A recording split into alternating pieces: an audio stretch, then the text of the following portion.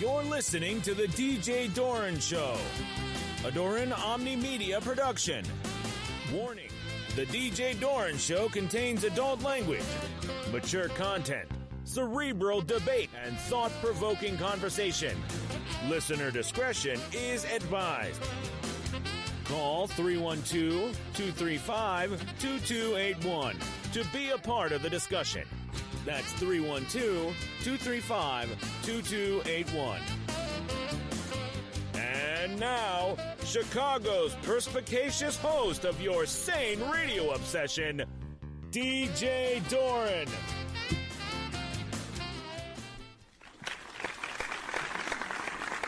Oh, thank you so much. Thank you. I'm sorry, I'm going to have to edit that sniffling out at the beginning during the intro. I couldn't help myself. This change in weather here in Chicago, you know, one day it's 60 degrees, and then today it's 85 degrees. Tomorrow is going to be 87 degrees, and then frantic. Friday is going to be the high of 56 degrees. Wait, really? Yes. Ew. Ew. I didn't know that. Exactly, yeah. So suck. fall's coming. Time to break out those hoodies and those sweaters, let me just tell you. Yeah. So today's show, we're going to talk, the topic is going to be road rage and driving etiquette. And as an Uber driver, I'm going to share some of my observations and experiences about driving in Chicago. Dun, dun, dun.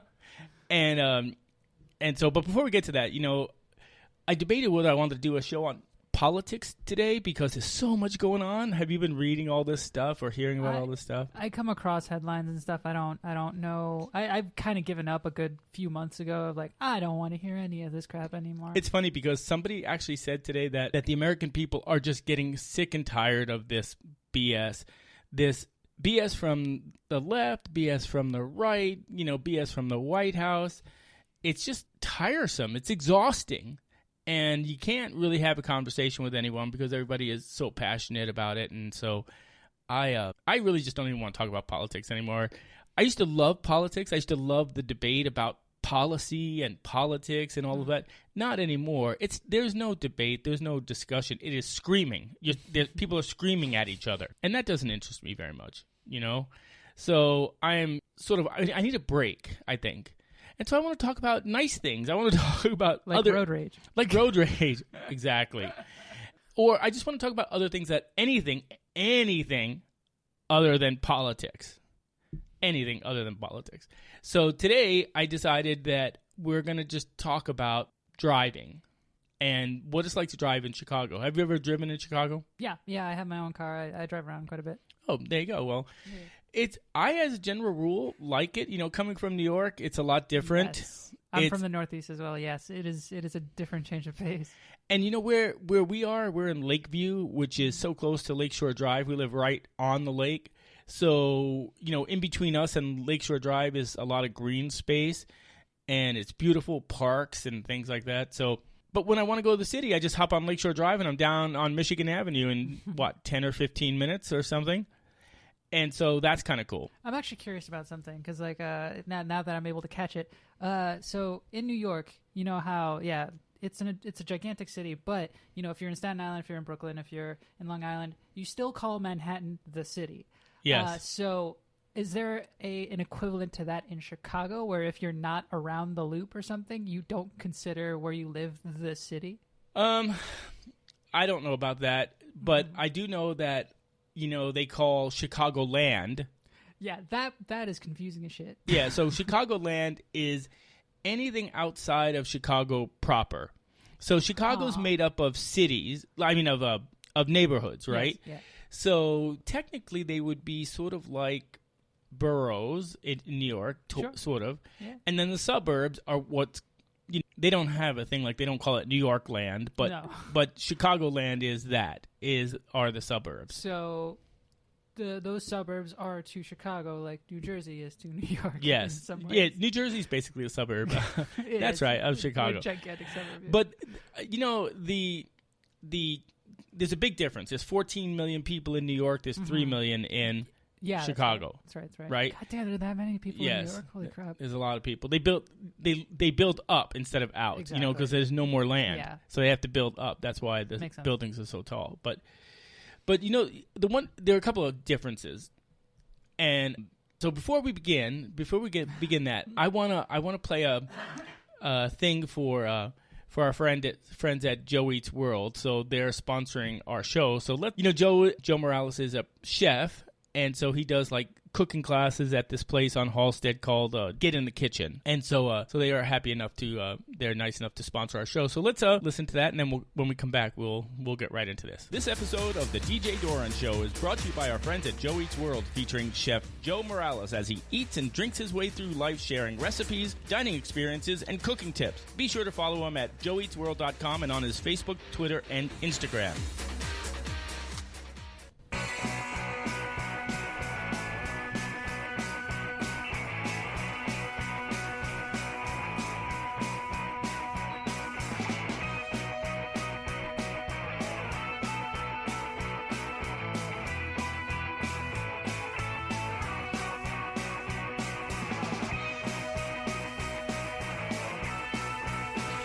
All right, well, we're back, and you're listening to the DJ Doran Show, and so I'm here with my co-host of the day, Rachel Villa, and Rachel and I today are going to be talking about road rage.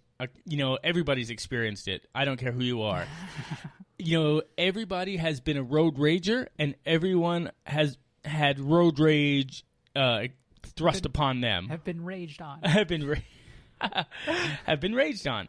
So, I don't know if I told you, but I'm an Uber driver, right? So I'm an Uber driver. I'm a platinum Uber driver. What does that mean? I don't know. It means I'm up there somewhere.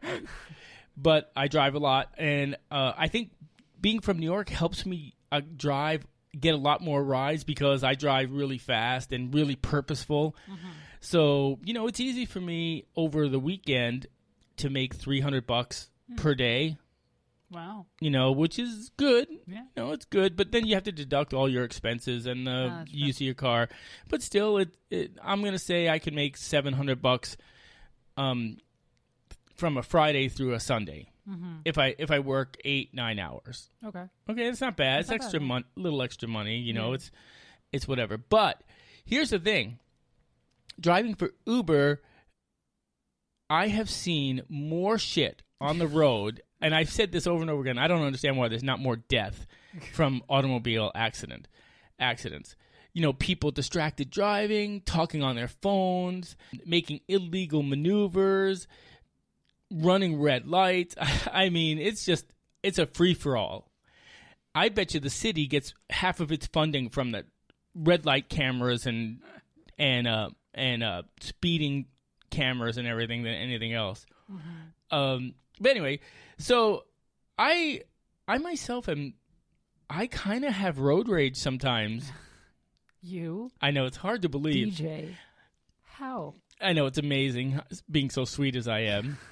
But I do have some road rage, and I think it stems back from, I think it is because I'm a pilot, so I'm always aware of my surroundings, and I'm always looking around me. And, people drive or seem to drive like they're in a bubble, like they're the only vehicle on the road whatsoever. Yep. Nothing, no one else matters. And, there's a green, like today, there was a green arrow. It's busy during rush hour, and the first car in the line of cars getting ready to turn left on Ashland here, if any of you know, by Fullerton and Ashland is a very busy intersection. And the arrow turns green, and I sit there and I count 1,000, 2 1,000, 3 1,000 before the first car just starts to move, and then they move slowly. So like 2 cars make it through the green arrow, and then the next 3 cars run a red light, to get through the intersection. And I'm just thinking to myself, if you're at the front of the thing during rush hour and you see there's tons of cars, wouldn't you, when the light turns green, press the freaking gas pedal? Go through the intersection. Let as many people go through, but don't, they go through. And so that happened a lot today. And then the other thing I saw was, someone's driving, there's a line of cars behind them, and they go to a green light, they make the green light, and then the light turns red, and everyone else is stuck behind the light. But they made the light. They prevented anybody else from making it, but they made the light. And I just think that, from a universal standpoint, there needs to be some sort of karma for that. And so, I mean, all of us have seen that. And I mean, listen, Except New Jersey, because you can't make left turns. Because you can't make left turns. You can't make right turns. You can't drive forward either in New Jersey, for God's sakes. For those of you that are not familiar with the East Coast rivalry, New Yorkers and Jerseyites, it's been going on since I was born, and probably hundreds of years before that, between horse and buggies. But anyway, so, I mean, I've done that too, where you have some road rage and you just you want to exact your revenge for someone cutting you off or someone boxing you in or whatever. And then here's the killer. Have you ever had this happen? You're in the left lane behind someone, and they're going really slow.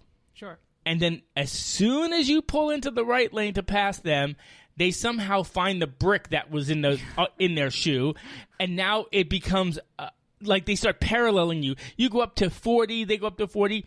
You go up to 50, they go up to 50. You go up to 60, they go up to 60. You go up to 70, they go up to 70. And now it's a test of wills. And it's like, I'm going to fucking get in front of you. I don't care if I have to drive 90. And so you gun it, and then you cut them off, and then they lay on the horn, and then you slow down, and it becomes like this big deal. And you think to yourself, why did you do that? Why did they do that? Like, why didn't they just let you pass? What is it in human nature that makes you, as soon as you see someone trying to pass you, you like have to prevent that? Maybe dominance or something? I don't know. Anyway, so that's another form of road rage, and you see it all the time. I see it all the time. Every day that I drive for Uber, I see it all over the place. Someone's in the left lane, someone gets in the right lane, starts to pass them. As soon as they realize they're getting passed, they speed up, and it's like they feel like they have to keep you behind them. And then if the car isn't able to pass them and gets behind them again, then that car in the left lane slows down. Yep.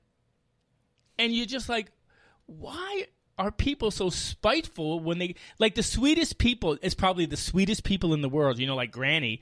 I just made some apple pie for you kiddies and everything. Let me drive to the Whole Foods and get some caramel, and we'll make some caramel apples. She goes out in the car. She starts her little car. She starts a car. That's my car start. She gets in the car. She drives. She gets on Ashland. She's in the left lane. She can barely see over the steering wheel. Oh, I'm almost there. I think I'm going to go to Jewel. It's a lot cheaper. And all I need is caramel. She gets over there. She gets on Jewel. The guy, this kid, I'll say a millennial because everyone loves to pick on millennials. This millennial is behind Granny. And it's like he has a Camaro. And he's trying to push her Ford Taurus, like he's tailgating her, and she's like, I'm going to teach him, so I'm not going to speed up. All of a sudden, Biff, the millennial. Fantastic. I don't know what millennial is named Biff, but I love this. Yeah, Biff, the millennial, says, and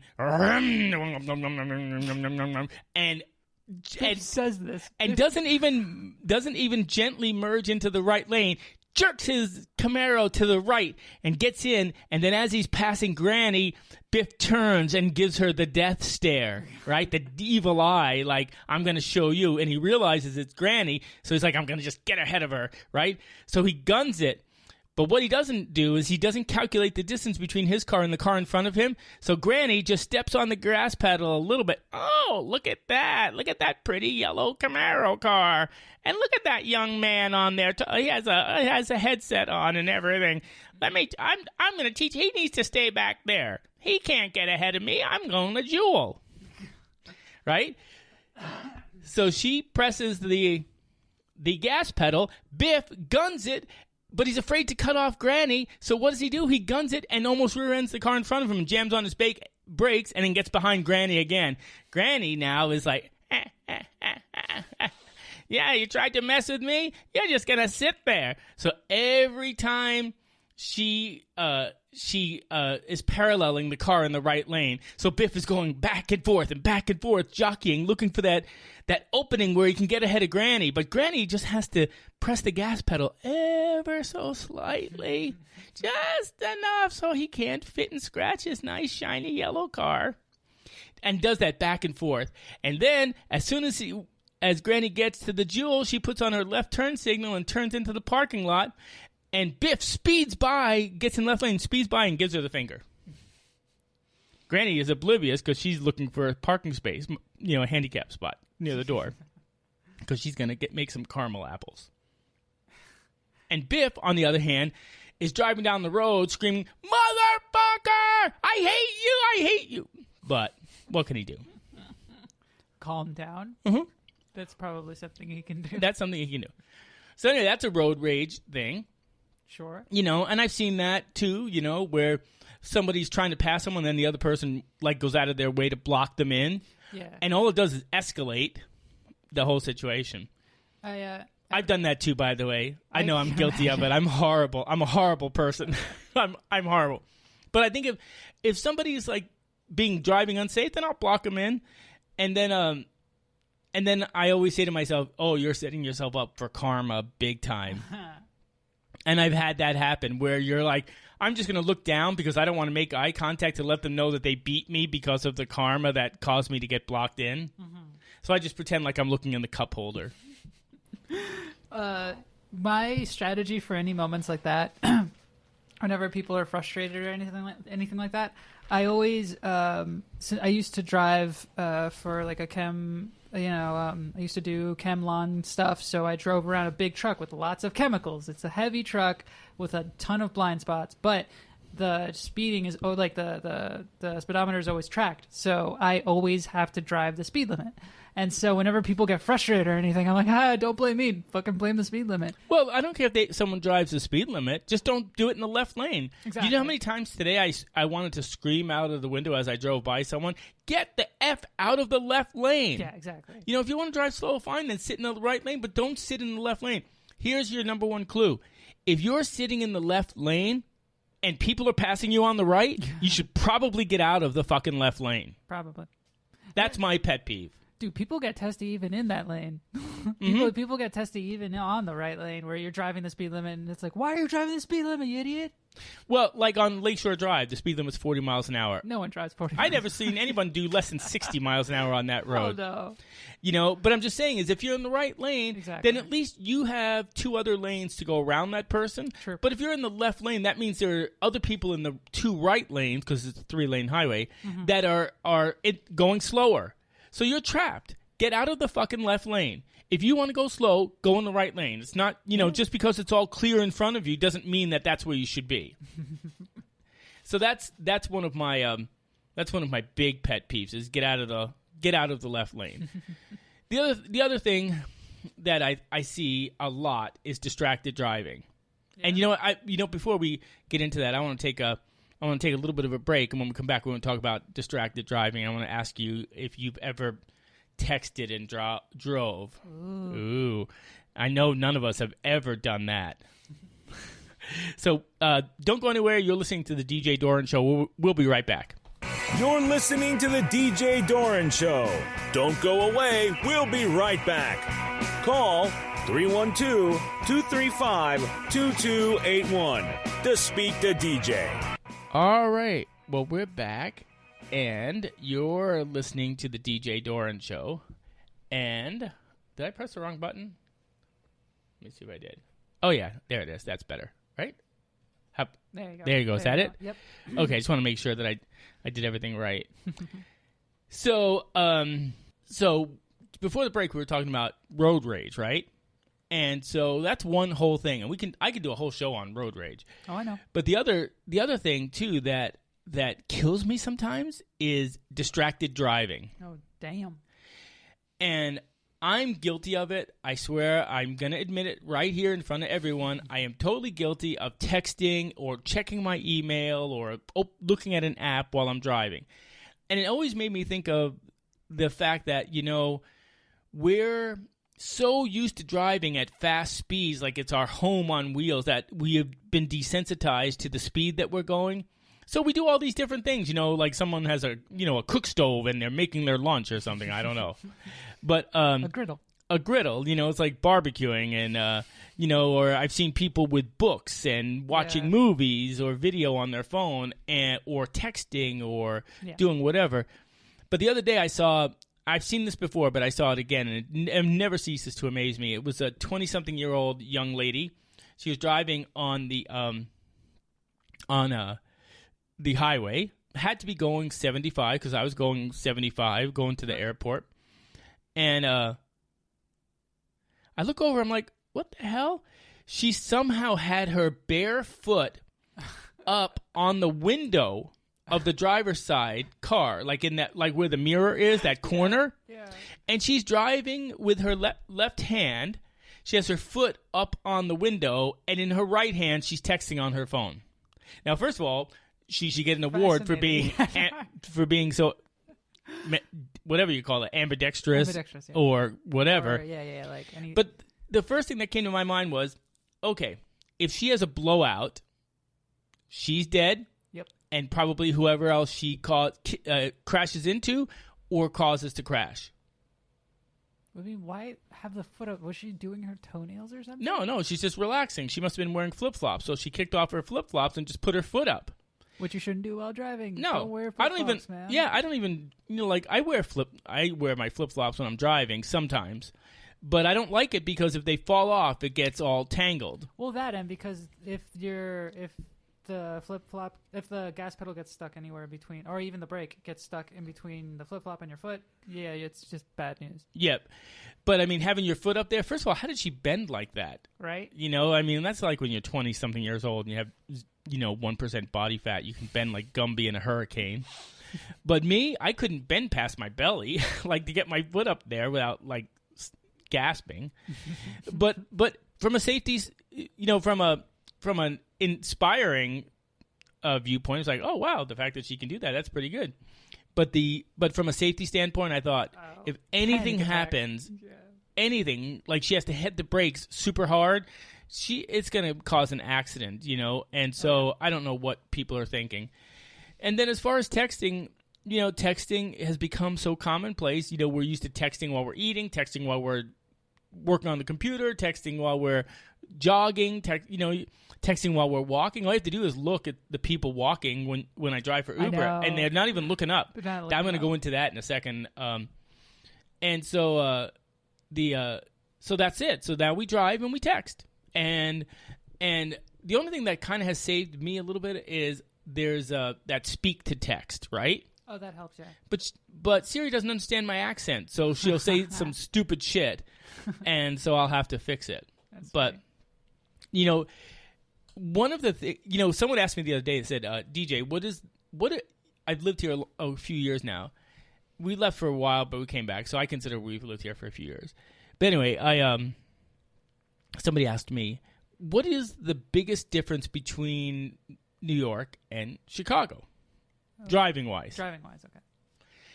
And I said, New Yorkers are very aggressive. They drive really fast, and they're like within inches of your bumper. Yep. But as long as everybody's doing what they're supposed to do, it moves. Yep. Right?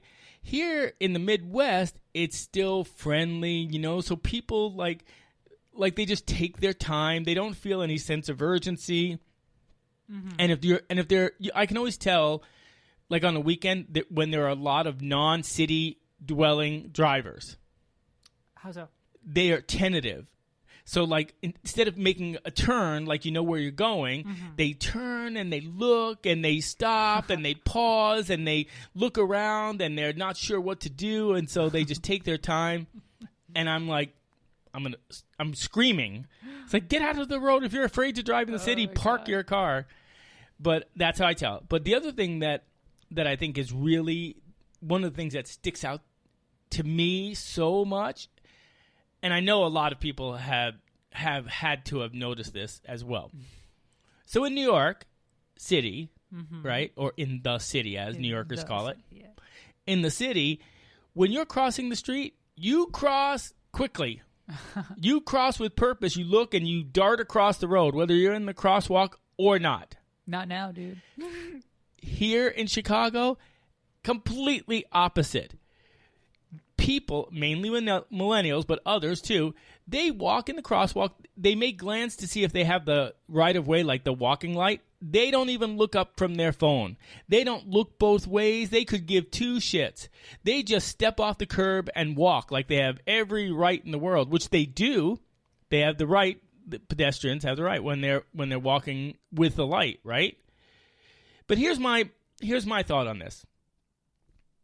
If you're not aware of your personal surroundings, if you don't look both ways, and a car, let's say, is being driven by a distracted driver, and you walk across the street in the crosswalk and you don't even look because you have that entitled, I have every right to walk across the street in your mind, that distracted driver driving a Prius, because they want to save all the environment and everything, he plows into you and kills you.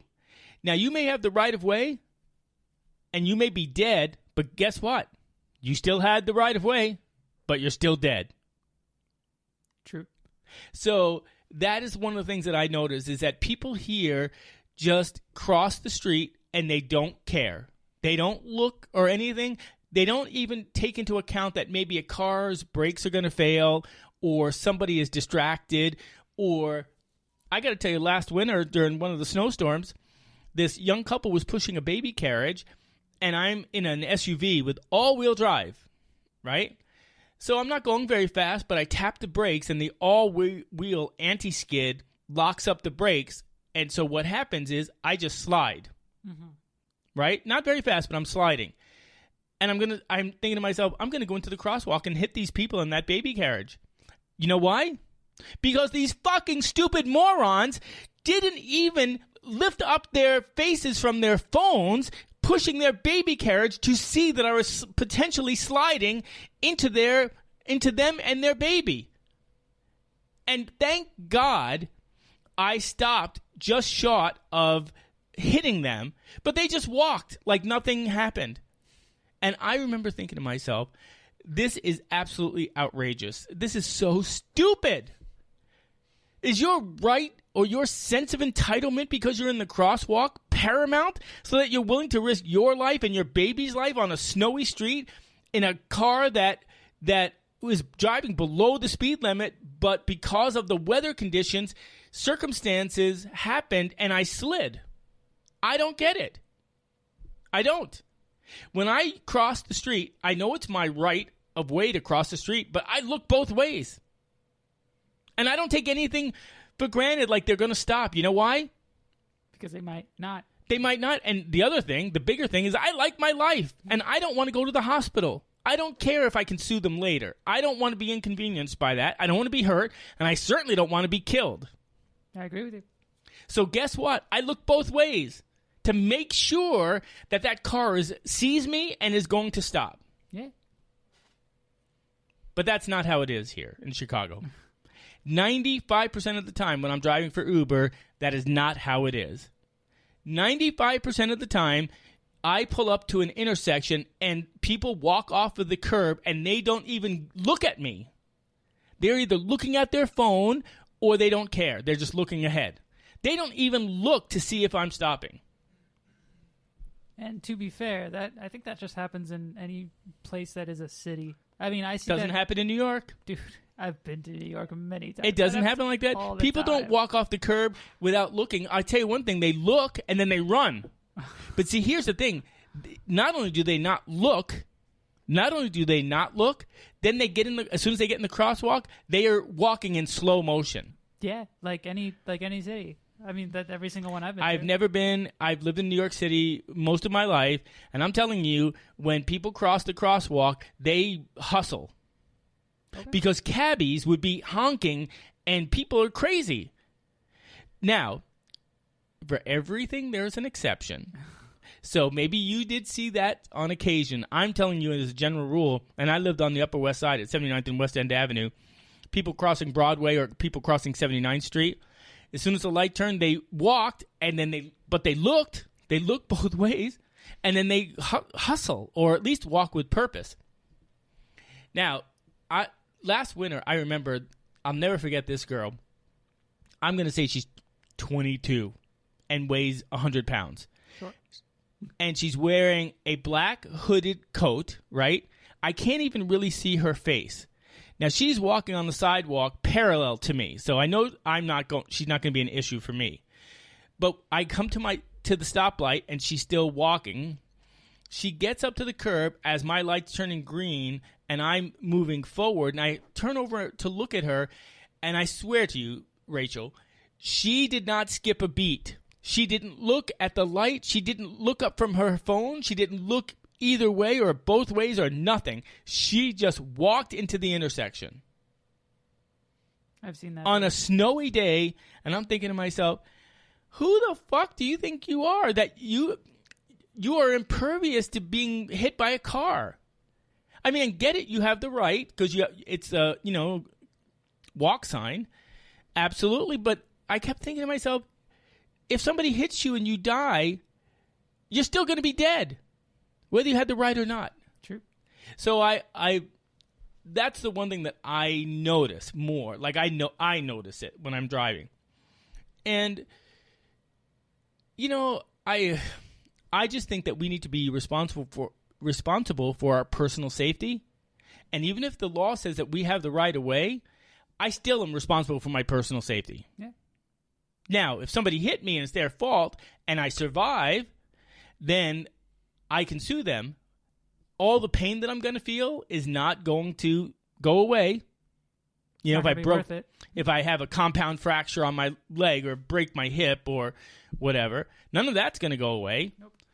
So, yeah, I'll get some money on the back end of the deal, but I don't know, maybe it's worth it to some. Not to me, it isn't. I don't want to deal with that hassle because it's I don't know, especially now that I'm older. I can't even imagine being hit by a car, what that would be like. So, I don't know. So, do you look both ways when you cross the street? Always. I'm actually an extremely safe driver, too. So. But do you look both ways and then walk purposefully, or do you look both ways and then look at your phone and just shuffle across the street? I have my head up, dude. Me too. Yeah. I think for me, it's just sort of, that brings me to the other pet peeve. And it's always millennials. Sure. Always. Okay. Right? So this is what happens. They get to the curb and they realize they're not going to make the light. So rather than wait at the curb until they're light to be in the crosswalk, they jump in the street at an angle to try and, you know what I'm talking about? I know it's bad, but there are times that I just want to just honk my horn and come close to them and make them jump out of the way. But I don't. But it's just the point. The point is, it's like, okay, I guess you have to go somewhere, but is getting there an extra 2 minutes, is that extra minute or 2 minutes worth your life or your injury? Seriously? Hopefully not. No, I don't think it is. Anyway, so I got this thing I want to play. This is for our segment, which I know we're more than halfway through now, but I got this thing for city sound. So take a listen to this. This is the name of this is what New York City sounds like if you're crossing the street. Okay.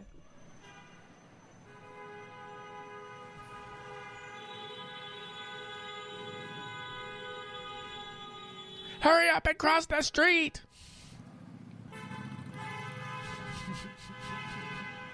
Hurry up and cross the street, you dumbass. Oh, wait, this is a more common one. I've heard my brother say this. Hurry up and cross the street, you moron. Anyway, you get the point. Mm-hmm. That's kind of what it's like there. That's what it's like in New York. So, like, it's honking and people are going places, but they go faster, and so they don't want to be delayed by you shuffling across the sidewalk. So, as a result, either you move faster or you're going to get some honking or some cab driver or some truck driver screaming out their window and screaming at you, which is, just part of living in New York City after a while. But what is like if you had to say was your pet peeve about other drivers, what would it be? That they're impatient. Like, I mean, again, there would be times where I'd be driving the speed limit, or I'd be trying to make a turn or something like that. And sometimes people would take every opportunity to go around you and to make sure it's like they're trying to get somewhere, and it doesn't matter if you're caught in a crosshair of whatever dangerous crap they're trying to do. So you drove like a big, like a sprayer truck, like a landscaping truck, or what kind of truck? Yeah. So it was large. Like a tanker? No. Like like the tank trucks that spray that green stuff on the lawn? Yeah, not that. Okay. It maybe like a bit bigger than those UPS trucks. Mm-hmm. Those tiny UPS trucks. Yeah, maybe like a good 20% larger than that. Yeah. So you'd be in the right lane going really slow then. I mean, I'd have to go to the speed limit. The speed limit, yeah, right? Yeah. So this is what I would do if I was stuck behind you while we're in traffic.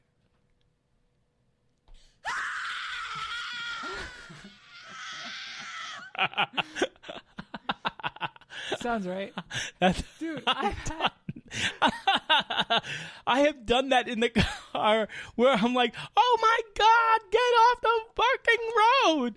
Yeah. Like in Chicago, I will tell you though, I mean, I come from the state with the worst driving you can possibly imagine. But driving the chem truck here in Chicagoland, holy crap, it's so much easier. It was so much less stressful.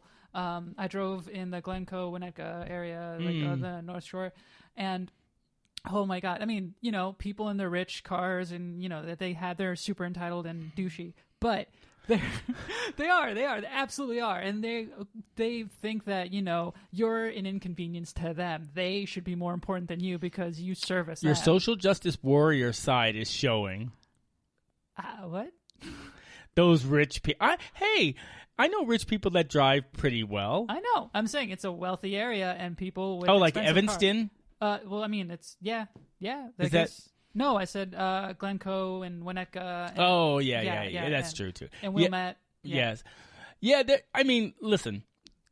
There are all these different people driving, and this is what I have to keep telling myself. Everybody has a different style. Sure. Everybody has different things on their mind. Everybody has different ideas of how other people should drive, including myself. I mean, I include me in that. And so if you take all those different styles, I read this study one time that that said that traffic is like a living organism. Yeah. It ebbs and flows like a snake, and these traffic people that analyze traffic patterns, they look at that and they can pretty reasonably predict traffic flow and congestion based on these models or whatever. But I just think it's really interesting. I saw it one time on a computer where they were doing the graph about it, and it did look like a snake slithering, and I thought, wow. And people, as much as we want to say we're individual and unique, we all act in like these certain patterns that they can predict, which I think is kind of scary. But I guess the bottom line for me is when I drive, I always am thinking like I don't want to be a statistic. I don't want to be stuck in a situation where someone else's poor decision making is going to cause an accident. Mm-hmm. But then I also have to remind myself, I don't know if you remember a few months ago here in Chicago, it was like 3 a.m. A cab driver was driving with 2 passengers heading to Midway on 55 South, and a drunk driver who had been partying all night was driving on 55 South north. Oof. And hit without headlights. And the cab driver, probably wasn't really paying attention ahead of him. 3 a.m. Yeah, like no one really thinks that. Yeah. Right. That. So I'm not going to say it was his fault, but he wasn't, he wasn't paying attention. He was probably driving. The road was empty. And next thing you know, he gets hit head on he died. And the driver of the other car died. And the 2 passengers were in critical condition. I don't know, if they survived or not, but I believe they did. But what it made me realize is that when I drive, I am always cognizant of what's way ahead of me.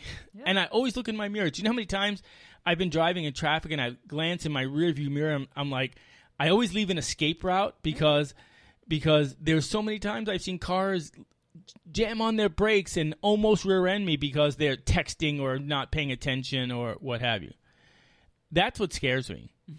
So I drive proactively and sort of aggressively because I am constantly assessing my situation, and if I feel like it's a situation that is threatening, I try and get out of there. Yeah, like you're supposed to do. Right, and I don't mind. I'll get the fucking ticket if I get a ticket, but I get out of there. And I always tell Joe, I have this rule that I never drive during the holidays. Like, I don't drive during Christmas or Thanksgiving or any of the high holidays because that's the worst. It's statistically, somebody's in a hurry to get to grandma's house, and and no one thinks it through. No one thinks it through, and they're driving fast or overloaded or they're tired or whatever. So I don't like it. And if I do drive, then I don't ever enjoy that drive because I'm in super heightened awareness mode. Exactly. And I also try to drive late at night when there's nobody on the road. Anyway, so talking about road rage, that's the road rage is one. I got to tell you this funny story. I just made me think of road rage. I was watching this YouTube video. I should have downloaded it. It was these two cars. It was in Los Angeles. They are having some road rage going on. And their two adult males in their 40s get out of the car, and they start fist fighting in the middle of the highway, right? Neither one of them were in, like, fighting form, if you know what I mean, right? But here's the kicker. After a few minutes, the two women, their wives, I'm assuming, got out of each respective car, and they start fist fighting in the street, pulling hair and what have you. And so the one guy is like, you could tell they're not used to fighting. They're all like, but they're mad. But he pulls the shirt off the other guy, and I'm like, dude, nobody wants to see that, right? Nobody wants to see that. Just take yourself and your belly and go away. Yeah. But what was actually kind of sad was there was a young girl in the car. I would say she's like 16, and she's calling 911, and she's like, I don't know what to do. My parents are out there fighting with these people, and I don't know what to do. Send the police or whatever. And it dragged on for a good 10 minutes before they finally got into their vehicles and left. And then the girl just hung up on the police because the police was trying to get some information of where they were. Mm-hmm. And I thought to myself, okay, DJ, I said, DJ, that's me. That's you? Uh-huh. I said, DJ, you can yell in the car all you want to, but don't ever be a dumbass and get out of the car. That's good reasoning. Yeah, so I can yell and whatever, but I'm never going to get out of the car and fight with you. Nope. I am never going to. I say it like and Joe will attest to this. I always say I want to just ram these people, right? But I'll never do that. But it's sort of cathartic, right, to say it. Sure. To get it out. But I remember one time I had. I'm so embarrassed to tell anyone about this, but I had road rage because of just some stupid driving by the people in front of me during heavy traffic. And so I was literally yelling at the top of my lungs in the car by myself, but I was yelling at them for being morons and this and that and this and that, that when I got home, I lost my voice. And I was like, oh my God, that was out of control. That was totally out of control. It feels good at the time. Of course, the fact that I'm type 2 diabetic, and if I don't eat, it just makes it even worse. But it was like, oh my God, DJ, you're uncontrollable, this road rage. But see, the way I look at it is, as long as I keep it in my car, then it's just me making myself look foolish. Exactly. The minute I cause someone to crash, or I try and fight with someone, or I do anything else, then that's not even justifiable. I don't care what they did. Mm-hmm. Do you know what I mean? So I just vent it out, and then I'm over it. So that's the Sicilian part of me. It's like I get mad, and then I'm over it, completely over it. And it's like I don't want to give any more energy to it. Mm-hmm. But there are people that they can't let it go. Like for me, if somebody is weaving in and out of traffic and they finally get ahead of me, I'm like, go ahead. Exactly. If I have the opportunity to box you in because you're being a douchebag, I'll do it. Yeah. But if you outfox me, I'm not going to one-up it. Exactly. You know what I mean? I'm not going to escalate it. You win, all right, if that makes you feel good. I'm totally fine with that. And I've seen it. Rachel, I've seen it. People get way over the top. And you still got to remember that's a 3,000-4,000 pound car. I don't know how much they weigh, but they weigh a lot. Yeah. You can hurt someone. You can hurt yourself. And it's not worth it. Not worth it, at all. Now, having said all of that, I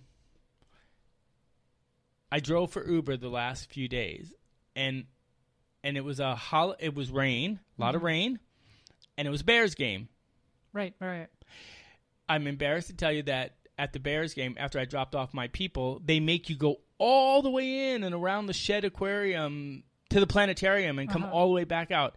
And I was stuck in there for, I'm going to say, 30 to 40 minutes after I dropped the people off. So none of that was money? None of it was money, and it was bumper to bumper traffic, right?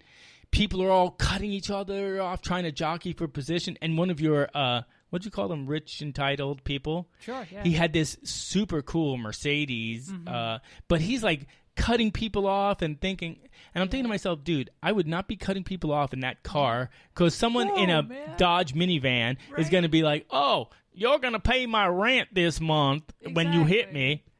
And like your super expensive Tesla is not gonna survive you driving like a maniac. Yeah. Man. So I was like, all right, whatever. You have more money than common sense, clearly. But they were, anyways, weaving in and out of traffic. And at first I was like, do I want to try and box him in? But then I decided no, because see, people like him, and it was an older guy. People like him, they take it as a personal affront. Yeah. And so he's the kind of guy who would be stupid. Probably, yeah. And so I'm like, no, I'll just sit back and watch.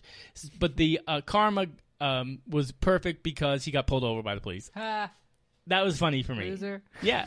I wanted to say something, but then I always remember a friend of mine said, don't ever yell out your window when someone gets pulled over because the cops will pull you over. Because they'll think you're yelling at them or something. Yeah.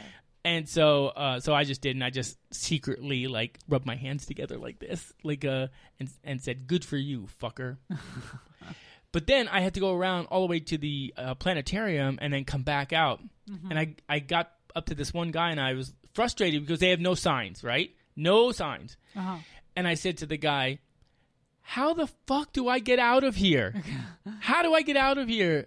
And he started laughing. He goes, go here, and then whatever. And then I got out.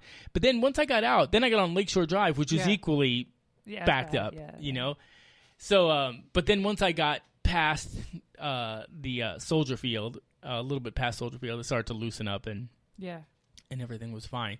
But it's amazing to me how it was a beautiful, it was nice. It was raining, but it was I don't know, it was like a gloomy day. Like you should feel warm and fuzzy. Oh, yeah, gotcha. Yeah. And relaxed, but I didn't. I was totally stressed out and irritated. And I thought to myself, that's how accidents happen. The roads are wet. Yeah.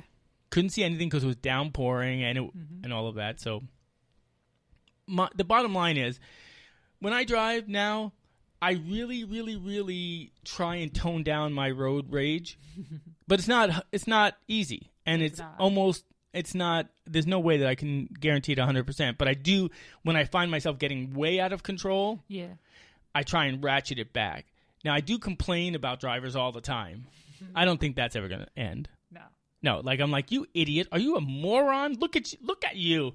And Joe's like, okay, you don't have to comment on everybody's driving. But yes, I do. That's how I cope. That's how I cope, is I comment because, but then this is how the universe works. As because I'm perfect.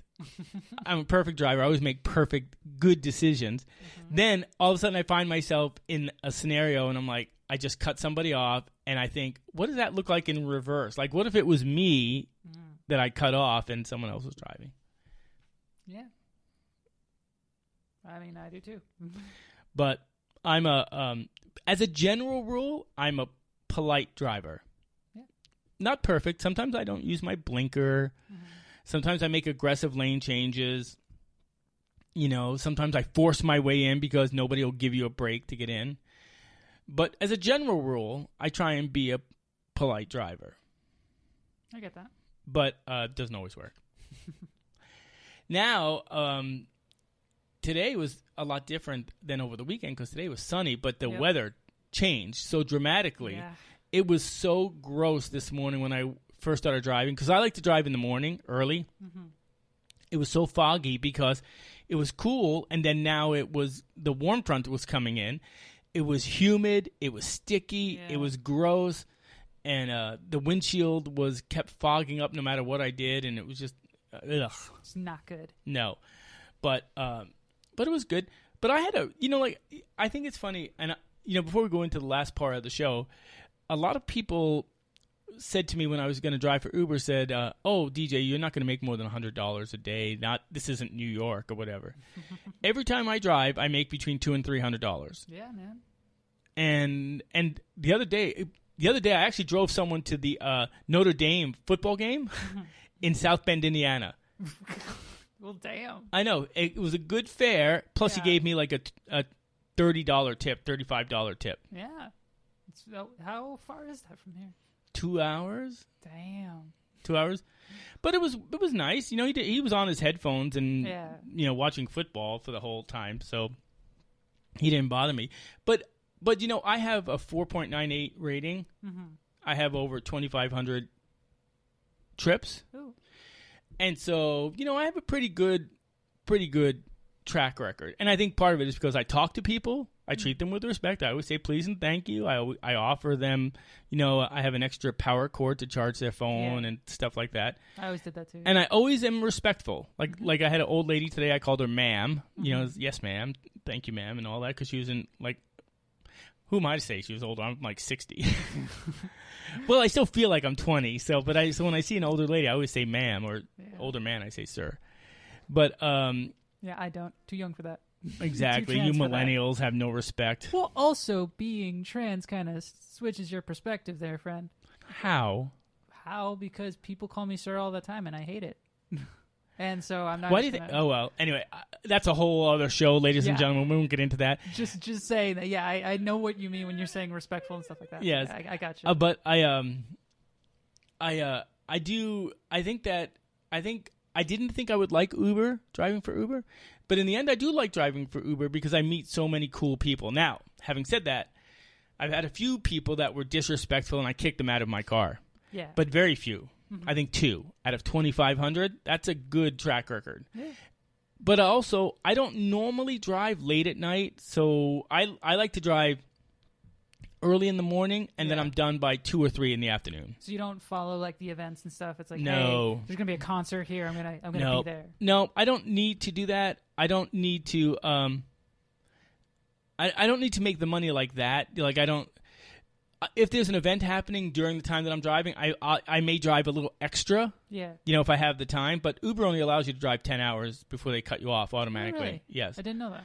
But so if I drive 8 hours and I'm getting trip after trip after trip and there's a big premium, then I might drive longer. But as a general rule, no.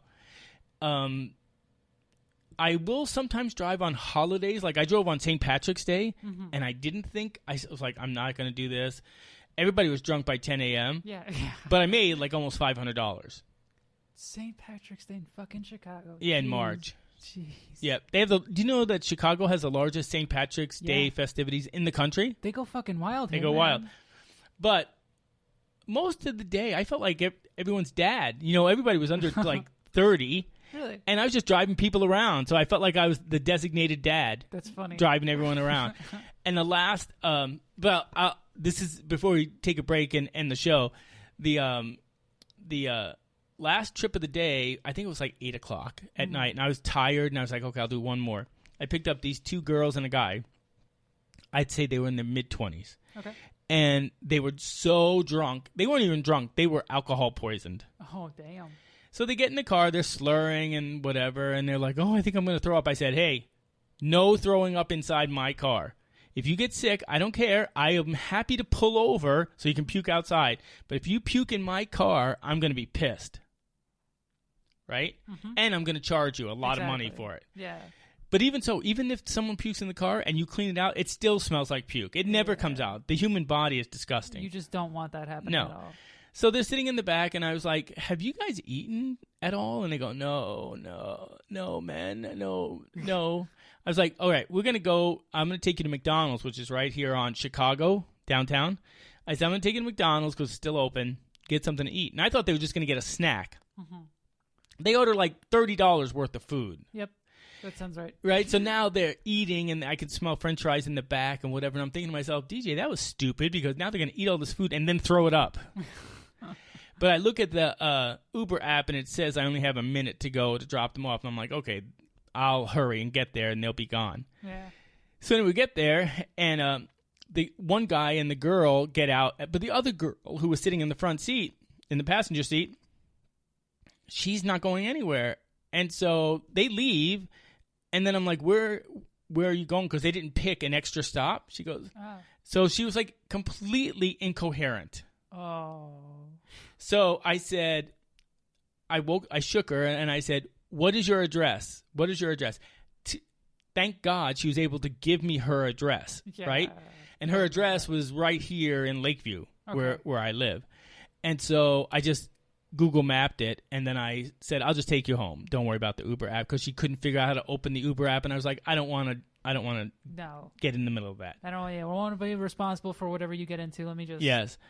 So then I drove her home, and I dropped her off, and I watched her stumble up the stairs and go in the door and get in the building. And then I was like, okay, I did my dad duty. Yeah. She's inside now. She probably slept in the foyer, but at least she was in the building. Exactly. So then I drove home, and I'm thinking to myself, oh my God, what if my own daughter, and I have a daughter, what if she ever went out drinking and was so incoherent, and some unscrupulous scumbag Uber driver, took advantage of her or murdered her or something, and you're so incoherent you can't even defend yourself. I could have taken her purse, I could have taken her wallet. Mm-hmm. She wouldn't even I wouldn't even remember anything.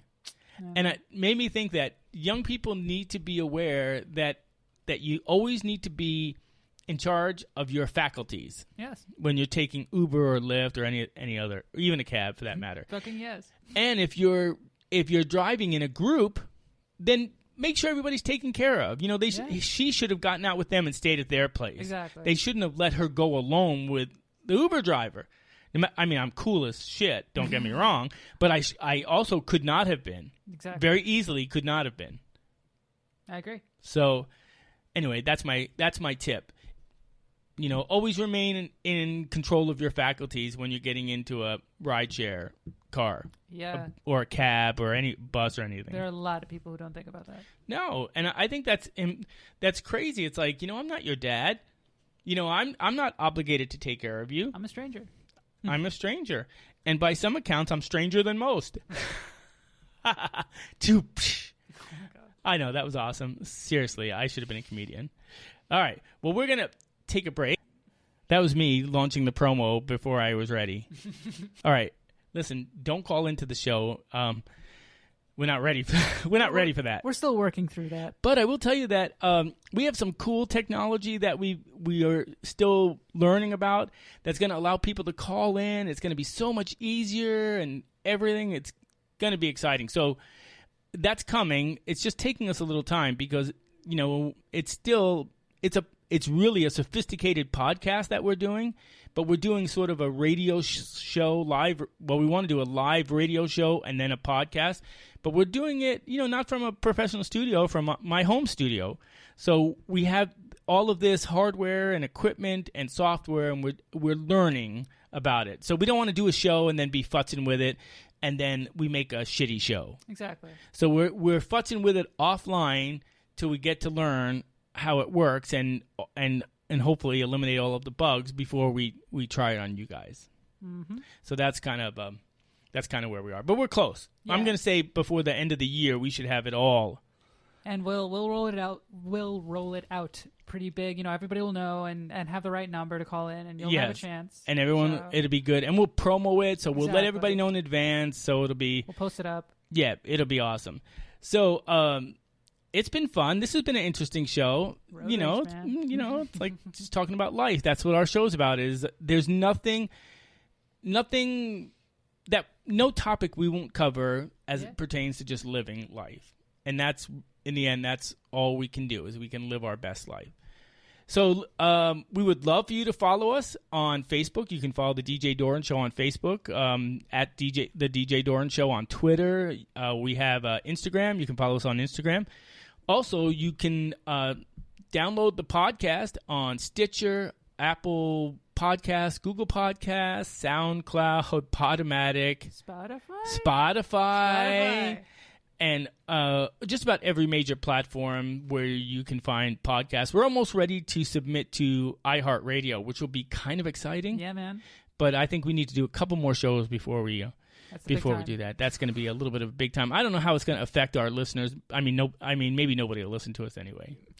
but either way, it's we're getting close. So hopefully you like what you hear. Message us, send me a message on Facebook or Twitter if you have a specific topic you'd like us to talk about, or if you have any comments on how we can improve, or if you just want to say, you guys suck. Or you can say, hey, you suck and Rachel's awesome. Hell yeah. Or we get a lot of those. Yeah, or you could say, DJ, ditch Rachel, you're awesome. No one has said that ever. No one said that ever.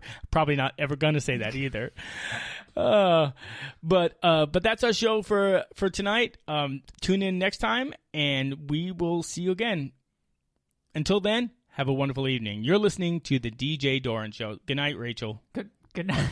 Good night.